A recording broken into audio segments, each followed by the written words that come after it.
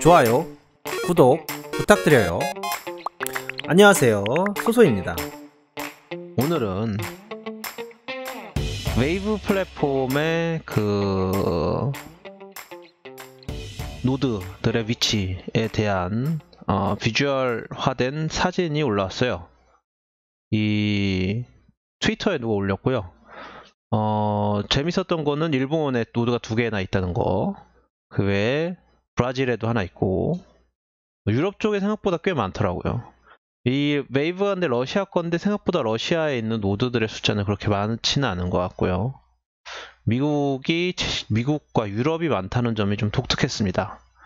네, 보통은 한국, 중국, 일본이 알트코인의 그 비중이 상당히 높은데, 웨이브 같은 경우는 아직까지는 이 동북아에서는 홍보가 크게 되지 않았다 라고 알 수 있을 것 같습니다.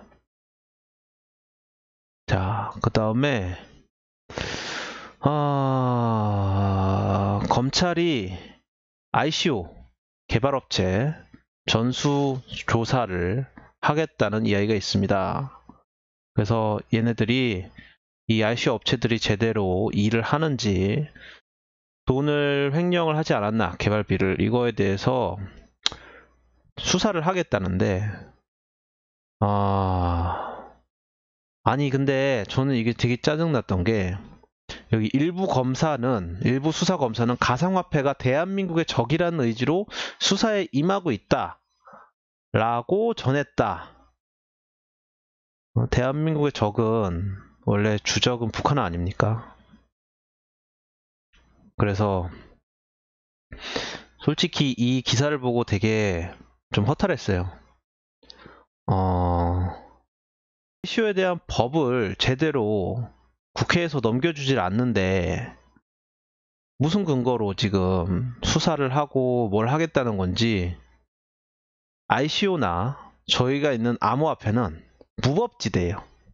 법이 없어요. 없을 무자에서 법이 없는 지대라서 차라리 뭐 규제가 빡세도 상관없어요. 제발 규제가 나오면 좋겠어요.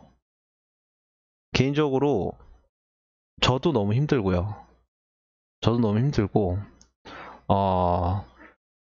이 ICO 업체들도 사실 엄청 힘들어요. 법이 없기 때문에 어느 장단에 맞춰야 될지 몰라요. 지금 되게 많은 다단계 업체나 쓰레기 같은 업체들이 많아요. 그건 인정을 합니다. 그래서 그런 것들을 정리해 줬으면 좋겠어요. 하지만 좀 제대로 일하는 곳도 법이 없으니까 제대로 일을 하고 싶어도 제대로 하기가 너무 힘듭니다. 뭐 가상화폐 전체가 대한민국의 적이라는 식으로 얘기를 하고 있는데, 이게 그냥 현재 정치권과 검찰의 암호화폐에 대한 인식 수준이 이 정도 아닌가. 그냥 대한민국의 현주소를 가장 잘 보여주는 기사가 아닌가 하는 생각이 들어요. 이런 기사가. 자, 그 다음에 좀 약간 지났지만 검찰이 업비트 압수수색에 대한 얘기가 계속 좀 됐죠. 좀 된 얘기지만 이거에 대해서 좀 얘기를 할게요. 들어보면 이게 지금 시장에 나온 썰이 2가지 정도인 것 같아요. 크게 보면 2가지. 크게 보면 첫 번째, 업비트가 검찰이 업비트를 수색할 때 준비를 정말 많이 했고, 업비트를 정말 올가매기 위해서 조사를 했다. 의견이 한 가지 있었고요. 그런 루머 같은 게 한 가지 있고요. 그 외에 딴 루머는 뭐냐, 업비트를 진짜 털려는 게 아니고 이거는 빗썸을 털기 위해서 준비운동으로, 형평성 때문에 업비트를 먼저 약간 찔러보고 빗썸을 아예 제대로 털기 위해서 준비하는 거다. 둘 중에 어느 게 맞을지 모르겠어요. 사실 그 외에 3회 방법으로 업비트도 날아가고 빗썸도 날아가고 이럴 수도 가능성도 있기는 하고, 둘 다 별일 없이 지나갈 수도 있죠. 근데 이제 크게 시장에 많이 돌고 있는 얘기는, 첫 번째는 업비트를 제대로 검찰 측에서 준비를 해가지고 쳤다. 두 번째는 업비트는 그냥 준비 운동을 한번 한 거고 그냥 빗썸을 제대로 치려고 한다 라는 루머가 돌고 있습니다. 뭐 내피셜은 아니고요. 여기저기서 그런 얘기가 들려오는데, 사실 확인은 솔직히 안 돼요. 양쪽 다 어느 정도 근거를 갖고 하는 말 같긴 한데 검찰 쪽 안에서도 내부 라인들이 막 복잡하게 얽혀 있는 것 같고요. 둘 다 어느 정도 일리가 있는 말 같아요. 데미에스님, 형법은 죄형법주의라서 유사추신을 기소를 하더라도 법원에서 인정을 못 받을 것 같아요.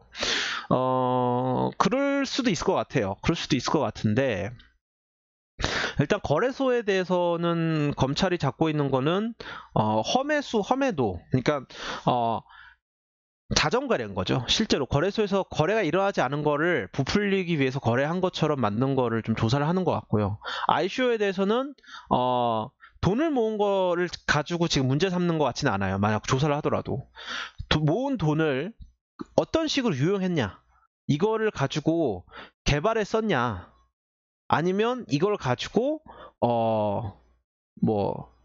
노는 데 썼냐, 이거를 좀 조사를 하는 것 같아요. 현재는, 아직까지는. 그리고 아직은 유사수신으로 넣기가 좀 애매하긴 해요. 솔직히.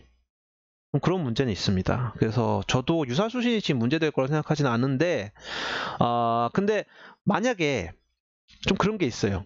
이 팀이 되게 잘하고 있다, 내부에서도 평이 좋다 하는 팀과, 이 팀은 좀 사기 아니냐라는 평이 많은 팀이 있으면, 사기 아니냐라는 팀이 유사수신까지도 검찰에서는 기소할 수 있지 않을까 하는 우려는 있습니다.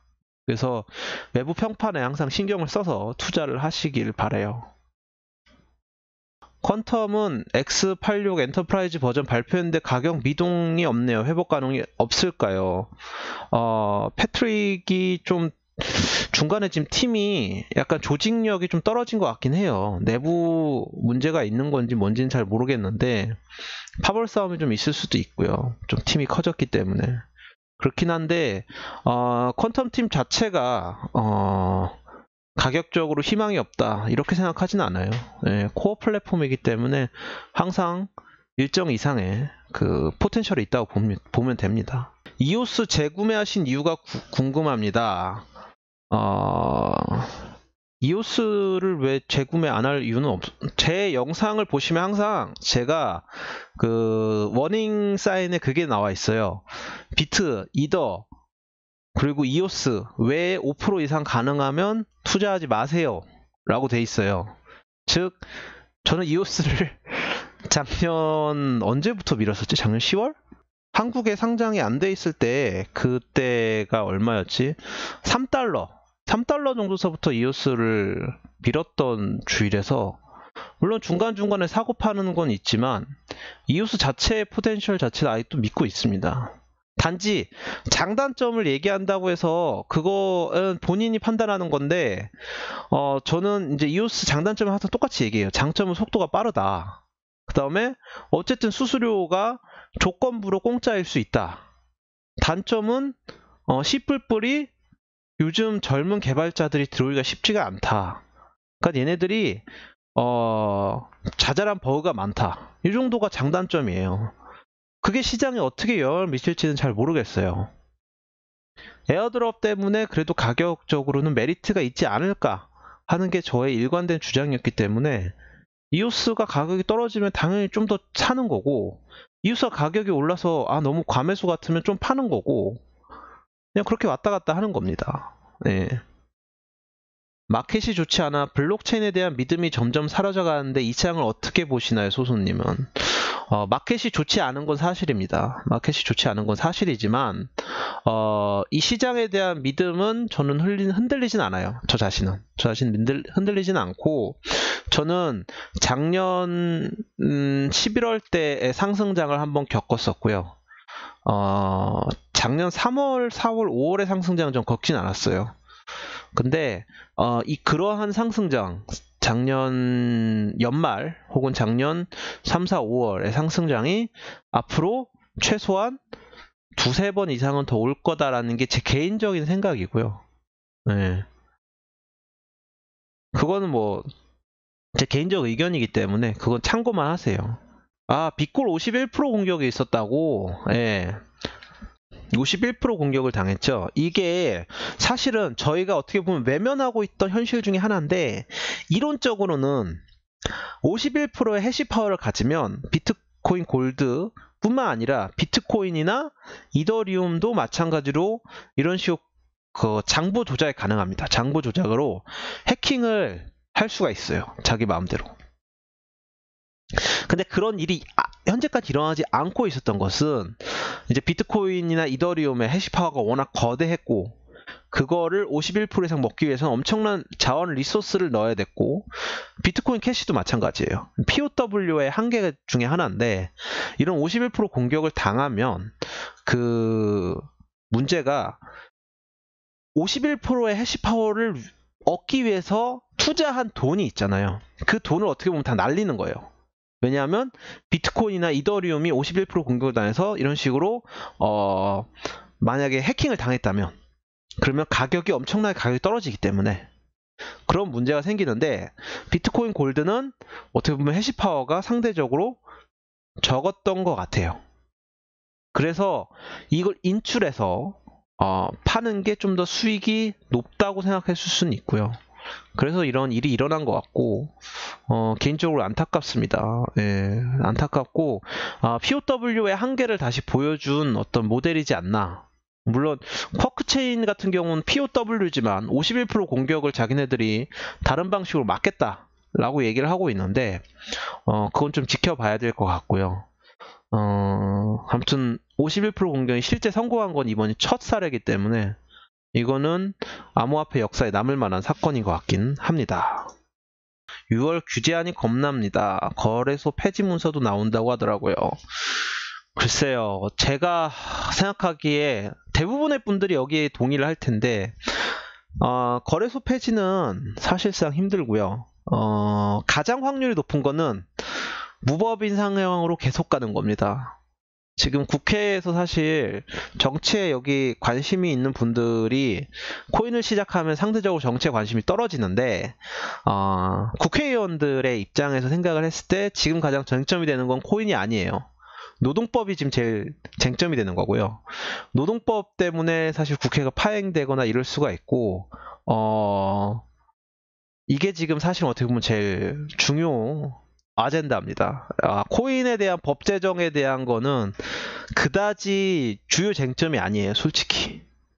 냉정히 말하면. 그래서 6월 10일 이 선거가 끝나더라도 그냥 법 제정 없이 계속 이게 이렇게 될 확률이 제 생각에는 한 60-70% 이상이다. 법이 제정될 확률이 생각보다 높지 않다. 네. 그리고 법은 기술이 충분히 발달하고 암호화폐가 메이저에까지 와서 더 이상 미루지 못할 때, 제 생각에는 그때 법이 제정될 것 같습니다. 지금 당장 되지 않을 확률이 더 높아요. 네. 테조스 정상 오픈 가능한가요? 테조스는 정상 오픈 가능하겠죠. 저도 테조스에 투자한 상황이고, 테조스가 사실 많은 분들이 놀라실 텐데, 테조스랑 이오스랑 상장을 그러니까 이 ICO 타이밍이 거의 비슷했어요. ICO 타이밍이 거의 비슷했는데, 그 다음에 이오스는 ERC20에서 이미 거래가 됐었고, 테조스는 그렇게 거래를 안 하고 메인넷이 나오면 우린 거래를 하겠다 했는데, 이게 스위스에 있는 재단 이사장을 앉혀놓은 사람이 돈을 출금해 주는 거에 대해서, 개발비를 사용하는 데 있어서 뭐 돈을 하나도 안 빼주고 이래서 양쪽의 법정 분쟁을 겪었고요. 그래서 결국 재단 이사장이 해직을 당했고, 그러다가 다시 개발이 본격적으로 현재는 잘 되고 있는 걸로 알고 있고, 제발 빨리 상장 좀 했으면 좋겠습니다. 저도 1년 가까이 묵혀두려니까 조금 힘드네요. 예. 실제 시장에서 테조스가 되게 많은 기대를 받고 있었습니다. 코어 플랫폼, 지금까지 개발된 코어 플랫폼 중 가장 완벽한 코어 플랫폼이다 라는 찬사 같은 기사들이 막 떴었어요. 영문 기사들이 그 당시에 막 뜨고 있었는데, 그게 진짜 그렇게 될지, 드림스컴스 2가 될지, 아니면 망한 투자가 될 것 같지는 않아요. 메인넷이 나오기만 하면, 상장만 되면 망한 투자가 될 것 같지는 않은데, 가격은 오를 것 같은데 두고 봐야죠. 네. 상승자의 목마릅니다. 환희는 2주 후 고통은 5달째 지속되네요. 이번 하락장이 사실 역대급 하락장이고요. 특히 김프 같은 경우는 50% 이상 있었기 때문에 한국인들한테는 훨씬 더 고통스러울 거라고 생각을 합니다. 사실 저도 많이 고통스러워요. 많이 고통스럽긴 한데 바닥대 가격을 생각하면서 그냥 참고 있죠. TTC는 저도 5월 안에 상장하지 않을까 하는 기대가 약간 있었는데 6월에서 7월에 상장을 하고 상장 발표가 날 때 토큰 분배를 한다고 하니까 조금은 더 기다려야 될 것 같습니다. 메타디움 백스 안 보고 투자하실 정도 좋은 점을 알려주실 수 있나요?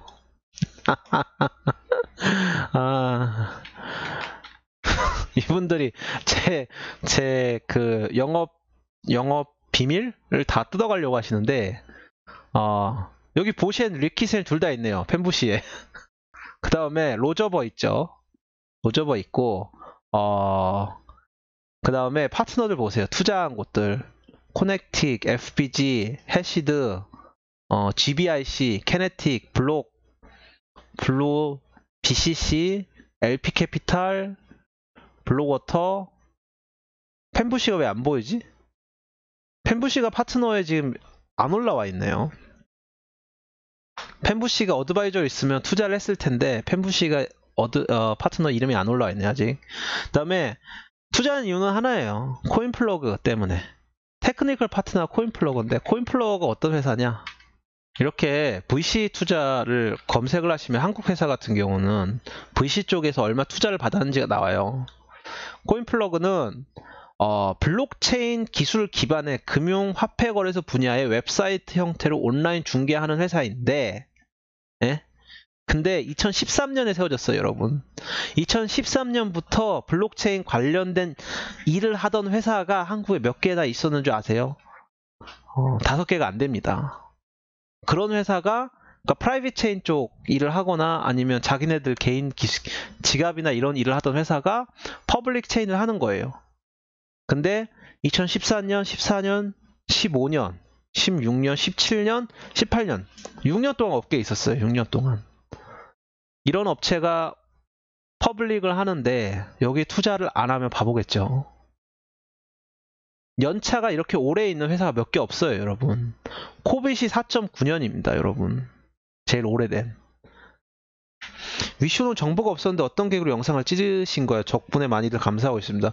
위쇼 영상에서도 몇 번 얘기했는데 판주웨이 씨를 제가 만난 적은 없는데 제가 그 당시에는 서울에 없어서 못 만났는데 판주웨이를 제 아는 분들이 세 라인에서 따로따로 판주웨이를 만났어요. 근데 판주웨이를 소개시켜준 라인도 각각 달랐어요. 세 라인 다 신뢰할 만한 라인이라서 레퍼런스 책을 다시 해봤고요. 여러 가지 해보니까 판주웨이는 믿을 만한 사람이다라는 얘기가 계속 나와서 찍긴 찍었는데 그래도 찍어도 하이리스크다. 하이리스크니까 그거 감안하세요 라고 찍은 거예요. 네. 이 바닥이 다 똑같아요. 그 ICO 리뷰하는 뭐 헥트나 이런 애들이 다른 게 아니고요. 인터넷을 좋다고 해서 하는 거는 그러니까 제가 찍는 거랑 이 해외 팀들이 찍는 게 서로 달라요. 근데 물론 저도 이거를 감안은 하는데 해외에서 유명한 것들을 감안하는데 문제는 투자를 하는 데 있어서 아니면 투자 조언을 남한테 하는 데 있어서 그 팀을 만나보지 않고서 조언하기가 되게 힘들어요. 그러니까 이 업계 자체가 되게 되게 최첨단인 것 같지만 실질적으로 투자는 굉장히 보수적으로 이루어지고 있어요. 만나봐야 되고 팀의 비전이라든가 철학이 자기랑 맞아야 되고 그러니까 이런 게 돼야 투자가 이루어집니다. 실제 투자 회사들은.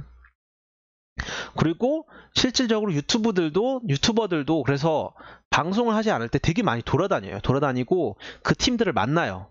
근데 이런 미국에 있는 유튜버들은 미국 팀을 만나는 게 상대적으로 쉽겠죠. 제가 실리콘밸리에 있는 유튜버라면 실리콘밸리 팀은 그냥 한 바퀴 쭉 돌면 다 만날 수 있어요. 제가 홍콩에 있는 유튜버면 홍콩에 있는 팀들은 홍콩 쫙 돌면 다 만날 수 있어요. 제가 싱가포르에 있으면 싱가포르에 있는 팀들 쫙 돌면 만날 수 있어요. 저는 서울에 오는 팀들은 만날 수 있지만 제가 지금 미국 가서 인터뷰를 하고 어디 가서 인터뷰를 하고 그러긴 지금 쉽지가 않아요. 상황상. 물론 앞으로는 좀 그러려고 하는데, 그러다 보니까 서로 만난 팀이 다르니까 소개하는 팀이 다른 거고요. 그런 문제가 한 가지 있고, 어쨌든 들어오는 경로가 있어야 되잖아요. 이 팀에 대해서. 팬텀은 제가 여기 벤처 투자 중에 하나가 저랑 아는 분이라 가지고 제가 소개를 받은 팀이라서 제가 대략적인 건 들었어요. 대략적인 들었는데 좀 공부를 하고 있는 단계예요. 현재 팬텀은 공부를 하고 있는 단계고, 그래서 겹치는 것도 있고 안 겹치는 것도 있는데, 결국은 누군가 신뢰할 만한 소개가 있어야 이거를 제가 또 다시 소개를 시켜드릴 수 있는 거지, 그 사람의 레퍼런스 책이 안 됐는데 이 사람이 무조건 이런 백설 들고 와서 투자해달라 하고 해서 여러분한테 이게 좋다라고 얘기를 하면 결국에는 예전 센트라 같은 일이 또 발생하는 거예요. 그래서 사실은 영상 찍을 때 되게 힘들어요. 어떻게 보면 제가 찍었을 때 뭐 나쁘게 찍은 것도 사실 가능하지만, 이 팀을 잘 모르는데 나쁘게 찍기도 어려워요. 이 팀을 잘 알아야 사실 깔 수 있는 거고, 이 팀을 잘 알아야 추천을 할 수 있는 건데, 내가 처음에 이 팀에 대해서 인터넷을 발견했어요. 근데 레퍼런스 책을 하고 싶은데 레퍼런스 책이 안 돼요. 내가 어떤 두 다리 건너고 세 다리 건너고 뭔 짓을 해도 아는 실리콘밸리에 있는 사람한테, 예를 들어서 미국 팀인데 실리콘밸리에 있는 팀이에요. 실리콘밸리에 있는 사람한테 제가 문의를 해요. 아는 선후배한테 문의를 하는데 그 사람이 그 팀을 몰라. 그 사람이 막 돌아봤는데 몰라. 그래서 제가 그걸 실리콘밸리인 두세 명한테 이렇게 찔러요, 계속. 근데 아무도 그 팀을 몰라요. 그럼 거기서 투자가 막히는 거예요, 솔직히 말하면. 영상도 거기서 막히는 거예요. 그냥 검토만 되고 거기서 끝이에요. 그래서 영상을 사실 쉽게 찍으려고 하면 되게 쉽게 찍을 수 있어요. 막 많이 찍을 수 있어요. 이 영상 솔직히 찍는데 영상 찍는 시간 3, 40분밖에 안 걸리거든요. 자료가 다 준비되면. 그래서 되게 쉽게 찍을 수 있는데, 그런 것들을 다 조사하고 나서 이게 확실히 그래도 일정 이상 된다라는 확신이 들어야 찍기 때문에 그거 과정이 되게 오래 걸려요. 그래서 어떻게 보면 제가 상대적으로 한국 팀의 비중이 높을 수밖에 없는 게, 한국 팀이 접근 권한이 높을 수밖에 없어요, 저한테. 그러니까 미국에 있는 팀이나 러시아에 있는 팀이나 뭐 중국 팀이 저한테 다 오지는 않는데, 한국에서 ICO를 하는 분들은 대부분 저한테 연락이 와요. 한 7, 80%는 연락이 오는 것 같아요. 그러면 그래도 만나기가 상대적으로 더 쉬운 거고, 더 쉽다 보니까 검증도 더 쉽고요. 한국 내에서만 검증하는 건 되게 쉬워요. 그래서 한국 프로젝트의 비중이 높은 거는, 한국 프로젝트를 제가 되게 많이 보지만 그 중에서 줄여 영상을 찍지만, 그게 어떻게 보면 해외보다 그래도 많다. 네. 센티넬 프리세일 주소 유출권 관련해서 의견 부탁드립니다. 유출되고 이런 게 개인적으로 되게 안타깝습니다. 더 잘할 수 있는 팀이었다는 생각은 있어요. 이 팀에 대한 기대감도 저도 많았기 때문에 이것보다 훨씬 잘할 수 있지 않았냐 라고 하면 저도 거긴 동의합니다. 이더스캔을 좀 볼게요. 이더스캔을 보면, 자, 카이버 이렇게 치면요, 카이버의 주소가 나와요. 사실 제네시스랑 카이버 네트워크 이런 주소가 나옵니다. 그러면 ICO 때 준비를 많이 하는 팀들은 이걸 등록을 해놔요. 왜냐? 그러면 여러분이 주소를 체크를 안 해도요, 이 주소가 자동으로 카이버인 게 확인을 해줘요. 이더스캔 보낼 때, 참여할 때. 그러니까 카이버라고만 쳐도 되고요. 칠 때 이게 카이버라고 뜹니다. 웁살라 같은 경우도, 웁살라가 PPP였나? 웁살라, 크라우드셀, 프리셀 뭐 이런 식으로 토큰 3개 주소가 있는데, 이게 뭐 가짜도 있고 진짜도 있는데, 어쨌든 웁살라 팀이, 이 센티넬 팀이 어떻게 보면 등록을 해놓은 거죠. 그래서 등록한 거 자체를 뭐라고 하고 싶진 않은데, 그러니까 좀 얘기를 들어보니까 이 팀이 이 빨리 들어온 애들이 어떻게 했냐면, 이거를 검색한 다음에, 한국 애들인지는 모르겠는데 이걸 검색해서 미리 돈을 보내봤어요. 0.1이더씩 0.1이더씩 계속 보내보니까 이 웁살라 주소가 여러 개 있는데 가짜 주소들은 스마트 컨트랙트가 안 잡혀 있으니까, 이 코드가 제대로 안 잡혀 있으니까 이거 이더를 보내면, 0.1을 보내면 그걸 받는 거예요. 근데 주소 하나만 이걸 튕겨내는 거지, 시간이 안 됐으니까. 그럼 이 주소가 맞는 주소다 라는 걸 얘네가 미리 알고, 딱 시간이 되는 순간 미리 주소를 입력해 놨다가 8개 계좌에서 한꺼번에 8명이 따라락 해서 보냈다. 이게 이제 웁살라의 해명인데, 뭐 그렇습니다. 더 잘할 수 있었을 것 같긴 한데 준비를 많이 한 게 오히려 독이 된 그런 케이스예요. 그리고 개인적으로는 제일 안타까운 건 302더 캡이 너무 크지 않았나, 개인적으로. 그걸 낮췄으면 오히려 더 나았을 것 같아요. 예. 가격에 너무 많은 신경 쓰지 마시고 마음의 안정을 찾으시고, 좀 가격이 많이 안 좋을 때는 취미생활을 좀 하세요. 저 같은 경우는 가격이 많이 안 좋아지면 예전에는 게임을 하거나 레고를 많이 조립을 했었어요. 뒤에 레고들이 있는데 레고 조립을 많이 했었고요. 지금 같은 경우는 가격과 관계없이 이 블록체인 관계자들 미팅을 하거나 미더블 가거나 아니면 ICO 백서를 공부를 합니다. 그래서 여러분도 그런 쪽으로 이 부정적 에너지를 조금 긍정적으로 승화할 수 있는 활동을 할 수 있으면 좋겠어요. 오늘 여기까지 하겠습니다. 바이바이.